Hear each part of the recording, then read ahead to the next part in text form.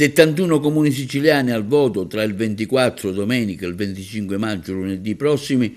I seggi saranno aperti per elezioni amministrative domenica dalle 7 alle 23 e lunedì dalle 7 alle 15. In caso di secondo turno di ballottaggio si voterà domenica 7 giugno dalle 7 alle 23 e lunedì 8 giugno dalle 7 alle 15.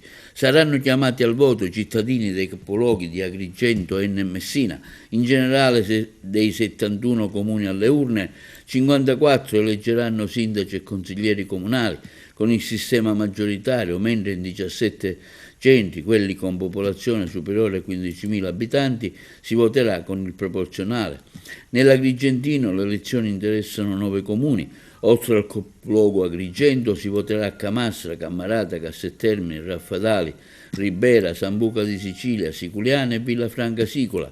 7 i comuni al voto nel Nisseno, 9 nel Catanese, 6 nell'Ennese, oltre al capoluogo Enna, 17 nel Messinese, si voterà anche nel capoluogo a Messina, 16 nel Palermitano.